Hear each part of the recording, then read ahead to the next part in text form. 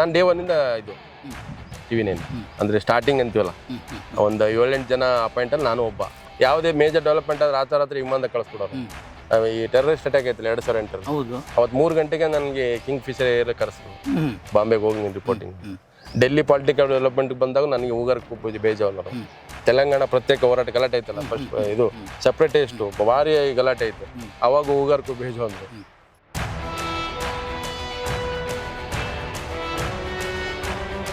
ಕುಮಾರಸ್ವಾಮಿ ಯಾಕೆ ಈ ಸರ್ಕಾರ ಇದಾಯ್ತಲ್ಲ ರಾಜೀನಾಮೆ ಕೊಟ್ಟರು ಯಡಿಯೂರಪ್ಪನವರು, ಏನಕ್ಕೆ ಕಾರಣ ಅಂದರೆ ಅದಕ್ಕೆ ನಮ್ಮ TV9 ಲಕ್ಷ್ಮಣ್ ಹೂಗಾರ್ ಅವರೇ ಕಾರಣ. ಅವರೇ ಬೈತಿರ್ತಾರೆ, ನೀನೇನೋ ಹುಚ್ಚವ, ನೀನು ಬೇರೆಯವ್ರು ನೋಡ್ರಿ ಹೆಂಗಿದ್ದಾರೆ, ನೀನು ನೋಡ್ರಿ ಹೆಂಗಿದೆಯಾ, ನಿನಗೇನು ಬದುಕೋ ದಾರಿ ಗೊತ್ತಿಲ್ವ ಅಂತ. ನಾನೇನು ತಪ್ಪು ಬದುಕ್ತಾ ಇದ್ದೀನ, ಕರೆಕ್ಟ್ ತಂಗೆ ಬದುಕ್ತಾ ಇರೋದು. ಅಡಿಗೆ ಕೂತ್ರೊಳಗೆ ಒಂದು ಅಡುಗುದಾಣ ಅಂತ ಎಲ್ಲ ಅಡಿಗೆ ಕೂತ್ರೊಳಗೆ ನಾನು ಇಲ್ಲಿ ಜನಗಳ ಮಧ್ಯೆ ಇದೀನಲ್ಲ, ಇಲ್ಲಿ 24 ಗಂಟೆ ಜನಗಳ ಮಧ್ಯೆ ಇದೆ. ನಾನೇನು ಹೋಗಿ ಕಾಟ್ ಆಗಿದ್ದೀನ ಅಥವಾ ಏನು ಯಾರಿಗೆ ಸಿಗದೇ ಇದ್ರೆ ನಾನು ಮೊಬೈಲ್ ಸ್ವಿಚ್ ಆಫ್ ಆಗಿದ್ಯಾ, ಮುಚ್ಕೊಂಡಿರೋಕೆ ಏನಿದೆ ನನಗೆ ದುಡ್ಡು ಮಾಡೇ ಇಲ್ಲ, ಸಾಧ್ಯನೇ ಇಲ್ಲ. ನನ್ನ ತಾಯಿ ಆಣೆಗೂ ನನ್ನ ದೇವ್ರ ಆಣೆಗೂ ನಾನು 1 ರೂಪಾಯಿ ಅನ್ಯಾಯ ದುಡಿದಿಲ್ಲ.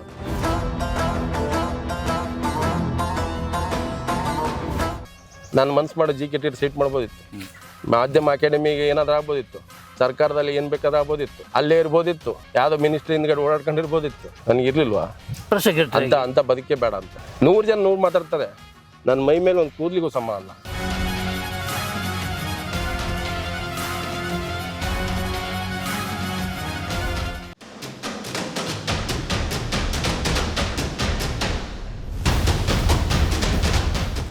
ಎಲ್ಲ ಒಳ್ಳೆ ಜನರು ಜೊತೆ ಕೆಲಸ ಮಾಡೀನಿ ಸರ್. ಅವ್ರನ್ನ ನಾನು ಸ್ಮರಿಸ್ತೀನಿ. ಯಾಕಂದರೆ ನಾವು ಆತ್ಮದ್ರೋಹ ಮಾಡ್ಕೊಬಾರ್ದು.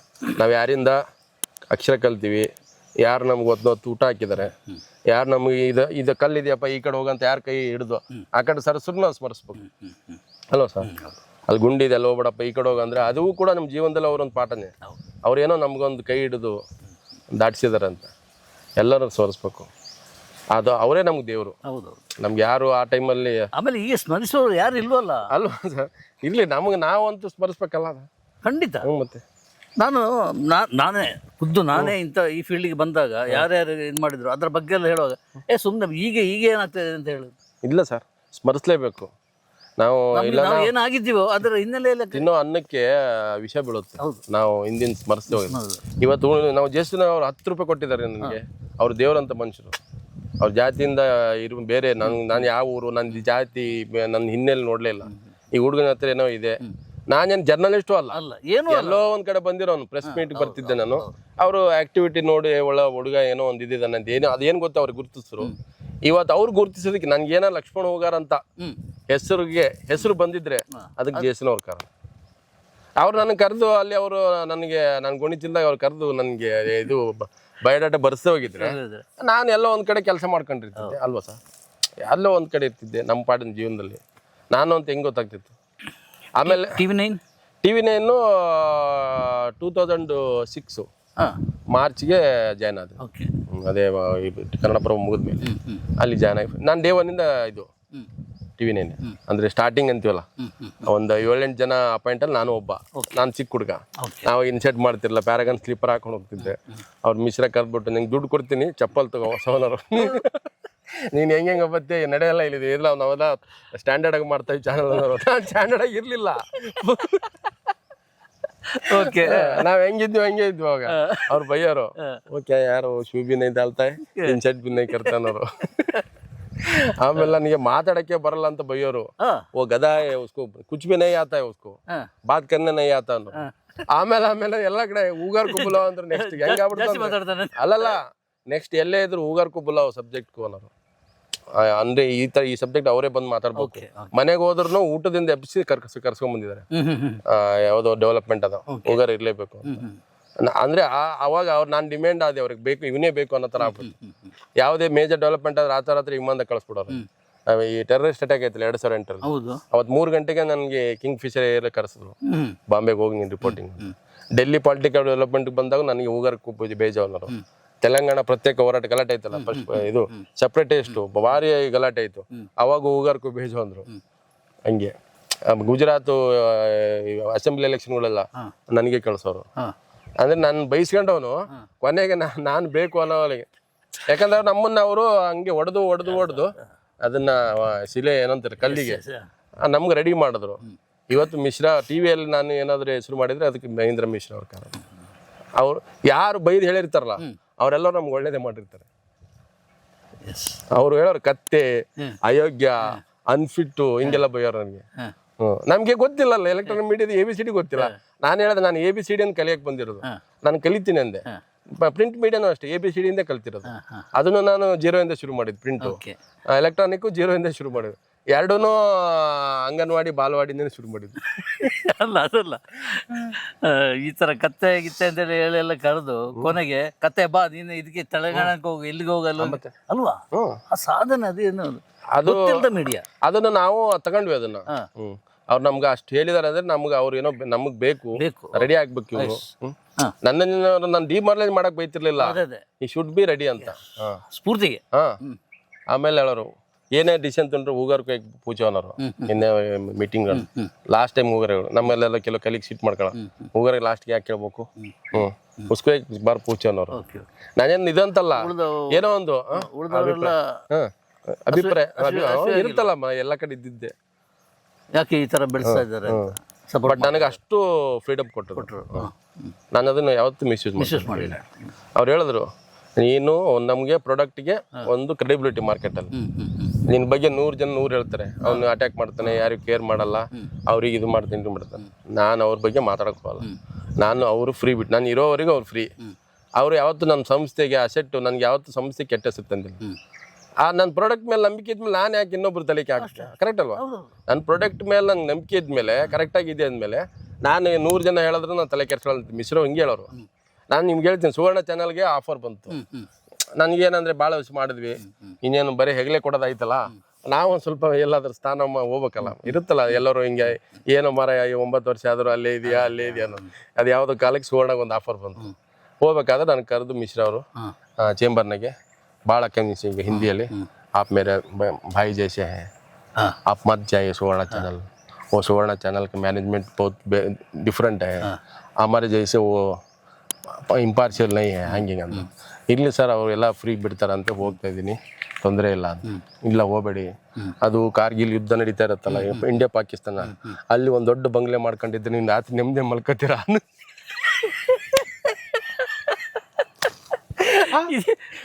ಟಾಪ್ ಮೋಸ್ಟ್ ಮ್ಯಾನೇಜ್ಮೆಂಟ್ ಅಲ್ಲ, ಇಂಡಿಯಾ ಪಾಕಿಸ್ತಾನ ಬಾರ್ಡರ್ ಅಲ್ಲಿ ನಾನು ದೊಡ್ಡ ಮನೆ ಕಟ್ತೀನಿ ಅಂದ್ರೆ ನೀನ್ ನೆಮ್ಮದಿಯಾಗಿರ್ತೀಯ, ಅಲ್ಲಿಗೆ ಯಾಕೆ ಹೋಗ್ತೀಯ? ಎಂತ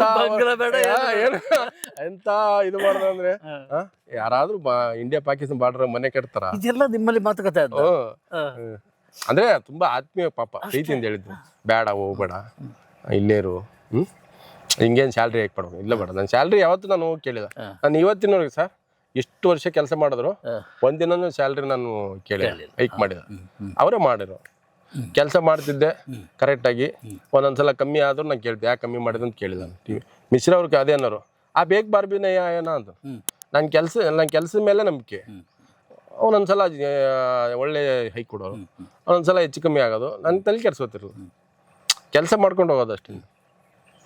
ಅದೇ ಟಿವಿನಲ್ಲಿ ಕೆಲಸ ಮಾಡ್ತಾ ಇರುವಾಗ ಈಗಲೂ ಒಂದು ನೆನಪಿನಲ್ಲಿ ಉಳಿಯುವಂಥ ಯಾವುದೋ ಒಂದು ಇನ್ಸಿಡೆಂಟ್ ಆಗಿದೆ ಯಾರ ರಾಜಕಾರಣಿ ಬಗ್ಗೆ? ಇಲ್ಲ ಸರ್, ಭಾಳ ಅಂದರೆ ಸುಮಾರು ಇದಾವೆ ಘಟನೆಗಳು. ಕುಮಾರಸ್ವಾಮಿ ವಿಚಾರದಲ್ಲಿ ಈ ಯಡಿಯೂರಪ್ಪದ್ದು ಇದಾಯ್ತು ನೋಡಿ, 2008 ಅಧಿಕಾರ ಹಸ್ತಾಂತರ ಮಾಡಲಿಲ್ಲ. ಅದು ಭಾಳ ಒಂದು ದೊಡ್ಡ ಡೆವಲಪ್ಮೆಂಟು, ಹೆಚ್ಚು ಕಮ್ಮಿ ದಕ್ಷಿಣ ಭಾರತದ ಅತಿ ದೊಡ್ಡ ಡೆವಲಪ್ಮೆಂಟು, ಪೊಲಿಟಿಕಲಿ ಮತ್ತು ಮೀಡಿಯಾಗೂ ಕೂಡ. ಆ ಇಡೀ ನ್ಯಾಷನಲ್ ಮೀಡಿಯಾನು ಬೆಂಗಳೂರಿನಾಗ ಇತ್ತು ಅವಾಗ, ಹೆಚ್ಚು ಕಮ್ಮಿ ಒಂದು 4-4 ತಿಂಗಳು. ಅವಾಗ ವೆಂಕಯ್ಯನಾಯ್ಡು ಅಧ್ಯಕ್ಷ, ಈ BJP JDS ಮೈತ್ರಿದ್ದು, ಕುಮಾರಸ್ವಾಮಿ ಮುಗೀತಿ, ಇವ್ರು ಬಿಟ್ಕೊಡ್ಬೇಕಾಯ್ತು. ಅಸೆಂಬ್ಲಿ ಒಳಗೆ ಎಲ್ಲ ವಿಶ್ವಾಸ ಮತದಲ್ಲಿ ಕೈ ಕೊಟ್ಟರಲ್ಲ, ಅವು ಸಿಟ್ ಮಾಡ್ಕೊಂಡು ಯಡಿಯೂರಪ್ಪ ಹೋಗಿ ರಾಜ್ಯಪಾಲರು ಭೇಟಿ ಮಾಡಿ ರಾಜೀನಾಮೆ ಕೊಟ್ಟರು. ಆ ಬೆಳವಣಿಗೆಯಲ್ಲಿ ಅವರು ಹೊರಗೆ ಬಂದರು ಕುಮಾರಸ್ವಾಮಿ, ಎಲ್ಲಿ ಕಿಂಗಲಹನುಮಂತಿ ಇದು ದ್ವಾರ ಇದೆಯಲ್ಲ ವಿಧಾನಸೌಧ ಕೆಳಗೆ ಬಂದಾಗ ಎಲ್ಲ ಅಷ್ಟು ಮೀಡಿಯಾದವರು ಕಾಯ್ತಾ ಇದ್ರು ಹೊರಗಡೆ ಕುಮಾರಸ್ವಾಮಿ ರಿಯಾಕ್ಷನ್. ಯಾಕಂದ್ರೆ ಮತ್ತೆ ಅವರೇ ತಾನೇ ಬೆಂಬಲ ಇದು ಮಾಡಿದ್ದು, ವಾಪಸ್ಸು ಕೊಟ್ಟಿಲ್ಲ ಅಂತೇಳಿ. ಅವಾಗ ಕೇಳಿದ್ರು, ಕುಮಾರಸ್ವಾಮಿ ಯಾಕೆ ಈ ಸರ್ಕಾರ ಇದಾಯ್ತಲ್ಲ ರಾಜೀನಾಮೆ ಕೊಟ್ಟರು ಯಡಿಯೂರಪ್ಪನವರು, ಏನಕ್ಕೆ ಕಾರಣ ಅಂದರೆ ಅದಕ್ಕೆ ನಮ್ಮ ಟಿವಿನವ್ರು ಲಕ್ಷ್ಮಣ್ ಹೋಗರ್ ಅವರಿಗೆ ಕಾರಣ. ಅವ್ರು ನಿಮ್ಮ ಹತ್ರ ಅಲ್ಲೆಲ್ಲ ಮೀಡಿಯಾವ್ರ ಮುಂದೆ. ಅವಾಗ ಅಷ್ಟ್ರ ಮಟ್ಟಿಗೆ ನಾವು ಲೈವಲ್ಲಿ ಆ ವಿಷಯನ ಮಾತಾಡಿದ್ವಿ. ಓಕೆ. ಅದು ತುಂಬಾ ಇದಾಗ್ಬಿಡ್ತು, ಈ ವಿಶ್ವಾಸ ದ್ರೋಹ ಅನ್ನೋದು ಹೇಳಿ ಹೇಳಿ ಹೇಳಿ ಅದೇನಾಗ್ಬಿಡ್ತು, ನೆಗೆಟಿವ್ ಅನ್ನೋ ತರ ಫೀಲಿಂಗ್ ಬಂದ್ಬಿಡ್ತು. ಓಕೆ. ನಮಗೆ ಸಾಕಾಗೋಗ್ಬಿಡ್ತು, ಅವರಿಂದನೇ ನಾನು ವಾಪಸ್ ತಗೊಂಡ್ವಿ ಅನ್ನೋ ತರ. ತುಂಬಾ ಸಲ ಆ ಥರ ಘಟನೆಗಳಾಗಿದ್ವಿ. ದುಡ್ಡಿನ ವಿಚಾರದಲ್ಲಿ ಯಾರಾದ್ರೂ ಇಷ್ಟು ಕೋಟಿ ಕೊಡ್ತೀನಿ, ಇಷ್ಟು ಲಕ್ಷ ಕೊಡ್ತೀನಿ, ನನ್ನ ಮುಟ್ಟ ಧೈರ್ಯ ಅವನಿಗೆ ಯಾಕೆ ಇಲ್ಲ. ಅದು ಯಾಕೆ ಅದು ಇಲ್ಲ, ನಾವು ಕರೆಕ್ಟ್ ಆಗಿರೋದಕ್ಕೆ ಯಾರು ಬರ್ತಾರೆ ಸರ್? ಸಾಧ್ಯ ಇಲ್ಲ. ನಮ್ಗೆ ಆ ಲೈನ್ ಹೋಗೇ ಇಲ್ಲ ನಾವು. ನಮ್ಮ ದುಡಿಮೆ, ನಮ್ಮ ಸಂಬಳ, ನಮ್ಮ ಬದುಕು ಸರ್. ನಾವು ಆ ಥರ ಮಾಡಂಗಿದ್ದು ಇಲ್ಲಿ ಯಾಕೆ ಬರ್ಬೇಕು ಸರ್? ಅಲ್ಲ, ಇಲ್ಲಿ ಬಂದಿದ್ದಕ್ಕೆ ಇನ್ನೊಂದು ಕಾರಣ ಇದೆ. ನೀವು ರವಿ ಬೆಳಗೆರೆ ಜೊತೆ ಇಂಟರ್ವ್ಯೂ ಮಾಡೋದು ಯಾವ ಸ್ಟಫ್ ಕ್ವಶನ್ ಕೇಳಿದ್ರು, ಇಡಿಗೆ ಹೆದರಿ, ಇನ್ಕಮ್ ಟ್ಯಾಕ್ಸ್ನವರಿಗೆ ಹೆದರಿ ಇಲ್ಲಿ ಬಂದು ಕೂತ್ಕೊಂಡಿದ್ದಾರೆ, ಅಡಿಗೆ ಕೂತ್ಕೊಂಡಿದ್ದಾರೆ ಅಂತ. ಸಾಧ್ಯನೇ ಇಲ್ಲ. ಈಗ ಇಲ್ಲಿ ಇನ್ಕಮ್ ಟ್ಯಾಕ್ಸ್ ಏನೈತಿ ಇಲ್ಲಿ? ಅಲ್ಲ, ಅಡಿಗೆ ಕೂತ್ಕೊಳ್ಳಿ ಒಂದು ಅಡುಗುದಾಣ ಅಂತ. ಎಲ್ಲ ಅಡಿಗೆ ಕೂತ್ಕೊಳ್ಳೋಕೆ ನಾನು ಇಲ್ಲಿ ಜನಗಳ ಮಧ್ಯೆ ಇದೀನಲ್ಲ. ಇಲ್ಲಿ 24 ಗಂಟೆ ಜನಗಳ ಮಧ್ಯೆ ಇದೆ. ನಾನೇನು ಹೋಗಿ ಕಾಟ್ ಆಗಿದ್ದೀನ, ಅಥವಾ ಏನು ಯಾರಿಗೆ ಸಿಗದೇ ಇದ್ರೆ ನಾನೇನು ಮೊಬೈಲ್ ಸ್ವಿಚ್ ಆಫ್ ಆಗಿದ್ಯಾ, ಅಥವಾ ಏನೋ ನಾನು ಜನಗಳಿಂದ ದೂರ ಇದ್ದೀನಿ. 8 ವರ್ಷ ಸಂಪರ್ಕನೇ ಇಲ್ಲ. ಸಂಪರ್ಕ ಜನಗಳ ಜೊತೆ ನಾನು ಇಲ್ಲೇ ರೈತರು ಹೋರಾಟ ಮಾಡಿ ಇವತ್ತು ಇಡೀ ಜಿಲ್ಲೆಗೆ ನೀರು ತಂದಿದ್ದೀನಿ. ಈ ದಿನ ಬೆಳಿಗ್ಗೆ ಎದ್ರೆ ರೈತರ ಜೊತೆ, ದಿನ ಬೆಳೆದ್ರೆ ರೈತ ಸಂಘಟನೆ ಜೊತೆ, ದಿನ ಬೆಳೆದ್ರೆ ಎಲ್ಲ ಮಾಮೂಲಿ ಜನಗಳ ಜೊತೆ ಓಡಾಡ್ತಾ ಇದ್ದೀನಿ. ಮುಚ್ಕೊಂಡಿರೋಕೆ ಏನಿದೆ ನನಗೆ? ದುಡ್ಡು ಮಾಡೇ ಇಲ್ಲ, ಸಾಧ್ಯನೇ ಇಲ್ಲ. ನನ್ನ ತಾಯಿ ಹಣೆಗೂ ನನ್ನ ದೇವ್ರ ಹಣೆಗೂ ನಾನು 1 ರೂಪಾಯಿ ಅನ್ಯಾಯ ದುಡಿದಿಲ್ಲ. ನಾನು ಇಟ್ಸ್ ಅ ಬೆಟ್ಟು. ಯಾರಿಗೆ ಬೇಕಾದ್ರೂ ನಾನು ಬೇಕಾದ್ರೆ ಚಾಲೆಂಜ್ ಮಾಡ್ತೀನಿ. ಅದು ಹೆಂಗೆ ಸಾಧ್ಯ ಆಯ್ತು? ನನ್ನ ಬಂದು ಬೀಳುವಾಗ ನನಗೆ ಸಾಧ್ಯನೇ ಇಲ್ಲ. ನೀವಿರುವಂತ ಪೊಸಿಷನ್ ಅಲ್ಲಿ ದುಡ್ಡು ಗೋಣಿಗಟ್ಟಲೆ ಬಂದು ಬಿಡುವಾಗ ಬೇಡ ಅಂತೇಳಿ ಹೇಳಿಕೆ ಸಾಧ್ಯನೇ ಇಲ್ಲ. ಯಾರು ನನಗೆ ಆ ಥರ ಕೊಡೋಂಥವ್ರು ಯಾರಿದ್ರು ಹೇಳಿ.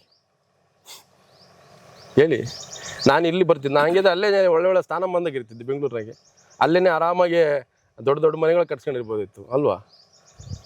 ಇಲ್ಲಿ ನೀರಿಲ್ಲದೆ ಇಲ್ಲಿ ಕೊಳ್ಕೊಂಡು ನಾನು ಯಾಕೆ ಬಿಡ್ಬೇಕಾಗಿತ್ತು? ನಾನು ಯಾಕೆ ಇಲ್ಲಿ ದಿನ ಬಸ್ನಾಗ ಆಡಿಡ್ಬೇಕು, ಬೈಕ್ನಾಗ ಆಡಿಡ್ಬೇಕು? ಅದೆಲ್ಲ ಯಾರು ಗೊತ್ತಾ? ಆತ್ಮಸಾಕ್ಷಿ, ಪ್ರಾಮಾಣಿಕತೆ ಇಲ್ದಿರೋರು. ನಾನು ಜನಗಳ ಮಧ್ಯೆ ಬದುಕ್ತಾ ಇದ್ದೀನಿ ರೀ. ನಾನೇನು ಕದ್ದು ಮುಚ್ಚಿಲ್ಲ. ದಿನ ರೋಡಲ್ಲಿ ಅಡ್ಡಾಡ್ತೀನಿ, ದಿನ ಟೌನಲ್ಲಿ ಸಿಗ್ತೀನಿ, ಮದುವೆಗಳು ಹೋಗ್ತೀನಿ, ಮುಂಜಿಗಳು ಹೋಗ್ತೀನಿ. ಪ್ರತಿಯೊಬ್ಬರು ಜನಗಳು ಹೋರಾಟದಲ್ಲಿ ಇದ್ದೀನಿ. ರೈತರು ಕಟ್ಕೊಂಡು ಇಡೀ ಬೀದಿಯಲ್ಲಿ ಹೋರಾಟ ಮಾಡಿದ್ದೀನಿ. ಅಷ್ಟು ನೈತಿಕ ಶಕ್ತಿ ಇದೆ ನನಗೆ. ನನ್ನ ಮೈ ಮೇಲಿನ ರೋಮಕ್ಕೂ ಸಮಯ ಇಲ್ಲ ಮಾತಾಡೋರು, ಆಯ್ತಾ? ಅಷ್ಟರ ಮಟ್ಟಿಗೆ ನಾನು ಕರೆಕ್ಟಾಗಿ ಬದುಕ್ತಾ ಇದ್ದೀನಿ. ನನಗೆ ನನ್ನ ಬಗ್ಗೆ ಹೆಮ್ಮೆ ಇದೆ ಅಲ್ವಾ? ಹಂಗಾಗಿ 100 ಜನ ಮಾತಾಡ್ತಾರೆ ಸರ್, ಅವನಿಗೆ ಗೊತ್ತು, ಇಲ್ಲಿ ಗೊತ್ತು. ನಾನು ನೋಡಿರೋರು ಲಕ್ಷಾಂತರ ಜನಕ್ಕೆ ಗೊತ್ತು. ನಾನು ಹಿಂಗೆ ಬದುಕ್ತಾ ಇರೋದು ತುಂಬ ಜನಕ್ಕೆ ಬೇಜಾರಿದೆ. ಯಾಕಣ್ಣ ಇಷ್ಟು ಕಷ್ಟಪಡ್ತೀಯ ಅಂತಾರೆ. ಕಷ್ಟ ಏನಿಲ್ಲ. ಆಮೇಲೆ ಭಾಳ ಜನ ತಿಳ್ಕೊಂಬಿಟ್ರೆ ನಾನು ತೋಟನೇ ಖರೀದಿ ಮಾಡಿಬಿಟ್ಟಿನಿ ಅಂತ ತಿಳ್ಕೊಂಬಿಟ್ರೆ, ನಾನು ತೊಗೊಂಡಿರೋದೇ ಇದು ಬರೀ 23,000 ರೂಪಾಯಿಗೆ 1 ಎಕರೆ, 12 ಎಕರೆ ಎಲ್ಲ ಸೇರಿ 4 ಲಕ್ಷನೂ ಆಗಿಲ್ಲ. ಈಗ 4 ಲಕ್ಷನ ಬೆಂಗಳೂರು ಹತ್ರ ಎಷ್ಟೋ ಜನ ರಿಯಲ್ ಎಸ್ಟೇಟ್ ಮಾಡ್ತಾರೆ. ಸುಮಾರು ಜನ ಎಲ್ಲ ದೊಡ್ಡ ಪೊಸಿಷನ್ದಾಗಿದ್ದಾರೆ. ಆಮೇಲೆ ಬೆಂಗಳೂರು ಸುತ್ತಮುತ್ತ ಜಮೀನುಗಳು ಮಾಡ್ಕೊಂಡಿದ್ದಾರೆ. ಸೈಟ್ಗಳು ಜಿ ಕ್ಯಾಟಗರಿ ಸೈಟ್ ಮಾಡ್ಕೊಂಡಿದ್ದಾರೆ. ನಾನು ಮನ್ಸು ಮಾಡೋ ಜಿ ಕ್ಯಾಟಗರಿ ಸೈಟ್ ಮಾಡ್ಬೋದಿತ್ತು. ಮಾಧ್ಯಮ ಅಕಾಡೆಮಿಗೆ ಏನಾದರೂ ಆಗ್ಬೋದಿತ್ತು. ಸರ್ಕಾರದಲ್ಲಿ ಏನು ಬೇಕಾದ್ರೂ ಆಗ್ಬೋದಿತ್ತು. ಅಲ್ಲೇ ಇರ್ಬೋದಿತ್ತು. ಯಾವುದೋ ಮಿನಿಸ್ಟ್ರಿ ಹಿಂದ್ಗಡೆ ಓಡಾಡ್ಕೊಂಡಿರ್ಬೋದಿತ್ತು. ನನಗಿರ್ಲಿಲ್ವಾ ಅಂತ ಬದುಕೆ ಬೇಡ ಅಂತ. 100 ಜನ 100 ಮಾತಾಡ್ತಾರೆ. ನನ್ನ ಮೈ ಮೇಲೆ ಒಂದು ಕೂದಲಿಗೂ ಸಮ ಅಲ್ಲ. ಇಟ್ಸ್ ವೆರಿ ಆನೆಸ್ಟಾಗಿ ಇದು ತುಂಬ ಜವಾಬ್ದಾರಿಯಿಂದ ಮಾತಾಡ್ತೀನಿ. ನನಗೆ ಇದಕ್ಕಲ್ಲ ಖುಷಿ ಆಯ್ತು ಸರ್. ಇನ್ನೊಂದು ಸಣ್ಣ ರೂಪ ಇಲ್ಲಿ ಇದೆ. ಅಲ್ಲ ಹೇಳಿದ್ದು ನಾನು ಇದಕ್ಕಂತ ಹೇಳ್ತಲ್ಲ, ನಾನು ಇದೇನು ಪ್ರತಿಷ್ಠೆಗೆ ಅಂತಲ್ಲ. ನಾವು ಹಂಗೆ ಬದುಕ್ತಾ ಇದ್ದೀವಿ ಸರ್. ನೀವು ಈ ನೀವು ಬಂದಾಗ ನೋಡಿದ್ರಲ್ಲ, ಈ ನನ್ನ ತೋಟ ಏನಂದ್ರೆ ರಿಯಲ್ ಎಸ್ಟೇಟಾ, ಏನೊಂದು ಫಾರ್ಮ್ ಹೌಸಾ? ನಾವು ಮಾಮೂಲಿ ರೈತರು ಹೆಂಗಿದ್ರೆ ಹಂಗೆ ಇದೆ. ಬೆಂಗಾಡು ಸರ್ ಇದು. ನಾನು ನೀರು ಬರಲಿ ಅಂತ ಕಾಯ್ತಾ ಇದ್ದೀನಿ. ನಾವೇ ನೀರು ಕೊಟ್ಟಿದ್ವಿ ಜನಗಳಿಗೆ, ಇಡೀ ಜಿಲ್ಲೆಗೆ ನೀರು ಬಂದಿದೆ ನಮ್ಮ ಹೋರಾಟದಿಂದಾಗಿ. ಆದ್ರೆ ನಮಗೂ ನೀರು ಬಂದಿಲ್ಲ. ಅವಾಗ ಅಪಪ್ರಚಾರ ಮಾಡಿದ್ರು, ಹೋಗಾರು ತೋಟಕ್ಕೆಲ್ಲ ಬಸ್ ನೀರು ಬರುತ್ತೆ ಅದಕ್ಕೆ ಇದಕ್ಕೆ ಅಂತ. ನೀವು ನೋಡಿದ್ರೆ ಎಲ್ಲಿ ನೀರು ಇದೆಯಾ? ಇಲ್ಲ. ಎಲ್ಲ ನೀರಿನ ಸೋರ್ಸ್. ನೀವು ಬಂದು ಅಲ್ಲಿಂದ ಬಂದಿರಿ 10 ಕಿಲೋಮೀಟರ್. ಹೆಂಗಿದೆ ಇದು ಮಾಡ್ಲಿಕ್ಕೆ ಸಾಧ್ಯ ಇಲ್ವಾ ನಿಮ್ಗೆ? ಫೋನ್ ಕಾಲ್ ನಲ್ಲಿ ಮಾಡ್ಲಿಕ್ಕೆ ಸಾಧ್ಯ ಇಲ್ವಾ ಅಂತ? ಅಲ್ಲಲ್ಲ, ನಾನು ನೀರು ತಂದಾಯ್ತು ನಮ್ಮ ಹೊಲಕ್ಕೆ. ಅಂದ್ರೆ ನಮ್ಮ ಸುತ್ತಮುತ್ತ ಹಳ್ಳಿ ಬಂದಿಲ್ಲ. ಅದು ಇನ್ನು ಲೇಟು. ಈ ಕೆರೆ ತುಂಬಿಸ್ಬೇಕು. ಅದು ಹೋರಾಟ ನಡೀತದೆ. ನನಗೆ ನಾನು ಇನ್ಫ್ಲೂಯೆನ್ಸ್ ಅಲ್ಲಿ ಮಾಡೋನಲ್ಲ, ನಾನು ಹೋರಾಟದ ಮೂಲಕ ಮಾಡ್ಬೇಕು. ಈಗ ನಮ್ಗೆ ಗಣೇಶ್ ಕಾಸರಗೋಡು ಸರ್ ಪರಿಚಯ ಇದ್ದಾರೆ. ಒಂದು ಫೋನಲ್ಲಿ ಕೆಲಸ ಮಾಡಿಸ್ಕೊಳಂಗಿದ್ರೆ ನಾನು ಇಲ್ಲಿಗೆ ಯಾಕೆ ಬರ್ಬೇಕು? ನಾನು ಜನಗಳ ಮಧ್ಯೆ ಇದ್ದು ಜನಗಳು ಕಟ್ಕೊಂಡೆ ಹೋರಾಟ ಮಾಡಿದ್ದಕ್ಕೆ ಇವತ್ತು ಇಡೀ 2 TMC ನೀರು ಬಂತು. ಇಡೀ ಜಿಲ್ಲೆಗೆಲ್ಲ ನೀರು ಬಂತು. ನಾನು ಒಬ್ಬನೇ ಕಾರಣ ಅಂತ ಹೇಳ್ತಲ್ಲ, ನಮ್ಮ ಜೊತೆಗೆ ಬಹಳಷ್ಟು ಜನ ರೈತ ನಾಯಕರುಗಳು, ಜಿಲ್ಲೆ ಜನ, ಬೇರೆಯವ್ರು ಸೇರ್ಕೊಂಡು ಹೋರಾಟ ಮಾಡಿದ್ವಿ. ಅದು ವಿಧಾನಸೌಧದಲ್ಲಿ ಮೀಟಿಂಗ್ಗಳಾಗಿ ಕೊನೆಗೆ ಅಪ್ರೂವಲ್ ಆಗಿ ನೀರು ಬಂತು. ಡ್ಯಾಮು ತುಂಬಿತು, ಬಟ್ ಏನಂದ್ರೆ ದೀಪದ ಕೆಳಗೆ ಕತ್ಲು, ನಮಗೆ ನೀರಿಲ್ಲ, ನೀವೇ ಮಾಡಿದ್ದೆ. ನಮ್ಗೆ ನೀರಿಲ್ಲ. ಅವಾಗ ಹಂಗೆ ಅಪಪ್ರಚಾರ ಮಾಡಿದ್ರು. ಓಕೆ ಸರ್ ನೀವು ಕರೆಕ್ಟ್ ಆಗಿದ್ರೆ ಜಾಸ್ತಿ ನಿಮ್ಮನ್ನು ದುರ್ಬಿನ್ ಆಗ್ತಾರೆ, ನೀವು 3 ಬಿಟ್ಟು ಬೆತ್ತಲಾಗಿ ನಿಂತ್ಕೊಂಡ್ಬಿಟ್ರೆ ಜನ ಖುಷಿ ಪಡ್ತಾರೆ, ಏ ನೋಡ್ರಿ ಹೆಂಗಿದೆ ಕರೆಕ್ಟ್ ಆಗಿದೆ ಅಂತಾರೆ. ನೀವು ಸರಿ ಇರೋದೇ ತಪ್ಪು, ಈಗ ತಪ್ಪಿರೋದು ಸರಿ. ನೀವು ಹೆಂಗಾದ್ರೂ ಬದುಕ್ತೀರ ಅಂದ್ರೆ ಜನ ಯಾರು ಮಾತಾಡಕ್ ಹೋಗಲ್ಲ. ಕರೆಕ್ಟಾಗಿ ಬದುಕ್ತೀರ ಅಂದಾಗ ಇವನು ಏನೋ ಮಾಡಿರ್ಬೇಕು, ಇವನು ಚೆನ್ನಾಗಿ ದುಡ್ಡು ಮಾಡಿರ್ಬೇಕು ಅನ್ನೋ ಥರದ್ದು. ಅಂದರೆ ಆ ಥರ ಈ ಬೆತ್ತಲೇರೋರ್ ಮಧ್ಯೆ ಬಟ್ಟೆ ಹಾಕಿರೋವನ್ನೇ ಹುಚ್ಚ ಅನ್ನೋ ಥರ, ಆ ಥರ ಏನು ಮಾಡೋಕ್ಕಾಗಲ್ಲ. ಆಮೇಲೆ ದಿನ ಗೊತ್ತು ಸರ್, ಪ್ರತಿಯೊಬ್ಬರು ಕನ್ವಿನ್ಸ್ ಮಾಡ್ತಾ ಹೋದ್ರೆ ಅದಕ್ಕೆ ನೀವು ಲೈಫೇ ಇಲ್ಲ.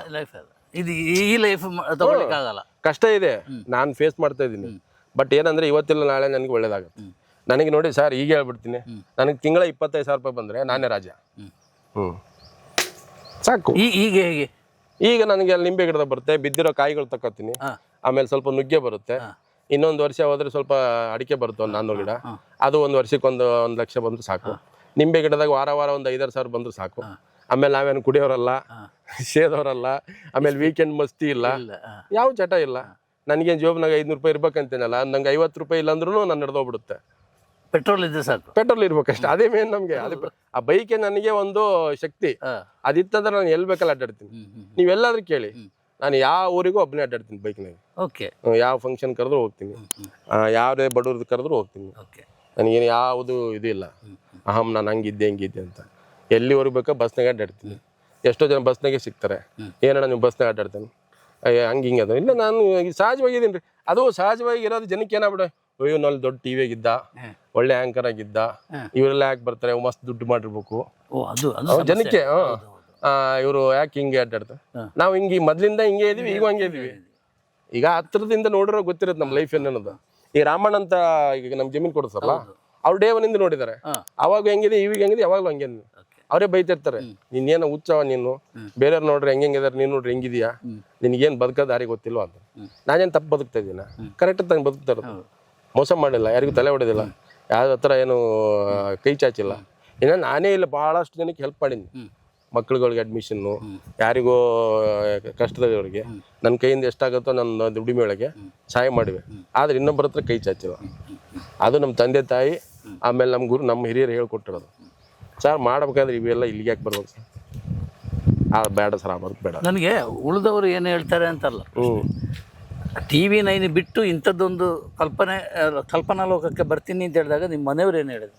ನಮ್ಮ ಮನೆಯವರು ಬೈದರು, ನೀವು ಎಲ್ಲರೂ ಹಳ್ಳಿಯಿಂದ ದೊಡ್ಡ ದೊಡ್ಡ ಊರಿಗೆ ಹೋಗಿ ಓದಿಸ್ತಾರೆ, ಎಲ್ಲ ಕರ್ಕೊಂಡು ಹೋಗ್ತಾರೆ, ನೀವು ಅಲ್ಲಿಂದ ಉಲ್ಟಾ ಕರ್ಕೊಂಡ್ ಬರ್ತಾ ಇದ್ದೀರಾ ಅಂತ. ಬಿಟ್ರೆ ಇವ್ನು ಹಂಗೆ ಕಾಡಿಗೂ ಕರ್ಕೊಂಡು ಹೋಗ್ಬಿಡ್ತಾನೆ ಅಂತ. ಅವ್ರಿಗೆಲ್ಲ ವಾಸ್ತವ. ಈಗ ನಾಳೆ ಇವತ್ತಿಲ್ಲ ನಾಳೆ ನಾವು ಬರಲೇಬೇಕು. ಅದು ನಿಜ ಅಲ್ಲ, ಅವ್ರು ಯೋಚನೆ ಮಾಡೋ ರೀತಿ, ಅವ್ರದ್ದು ಒಂದು ಬದುಕು ಸೆಟ್ ಆಗಿದೆ, ಅದನ್ನು ಡಿಸ್ಟರ್ಬ್ ಮಾಡ್ಕೊಂಡು. ಸರ್ ಆಬ್ಜೆಕ್ಟಿವ್ ಆಗಿ ಥಿಂಕ್ ಮಾಡೋ ಕರೆಕ್ಟ್ ಆಗಿದೆ.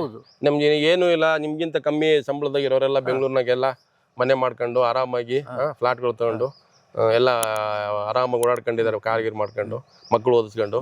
ನೀವು ಇಲ್ಲಿ ಬರೀ 30,000 ಯಾವುದೋ ಸ್ಕೂಲ್ನಾಗ ಓದಿಸ್ತೀರಾ, ಒಬ್ಬೊಬ್ರು 4 ಲಕ್ಷಕ್ಕೆ ಓದಿಸ್ತಾರೆ ರೆಸಿಡೆನ್ಸ್ ಸ್ಕೂಲಲ್ಲಿ. ಅದು ಇದ್ರ ಮೇಲೆ ಅರ್ಥ ಆಗಲ್ಲ ಸರ್. ನನ್ನ ಮಗನ ಕರ್ಕೊಂಬಂದು ಇಲ್ಲಿ ಓದಿಸ್ತಾ ಇದ್ದೀನಿ.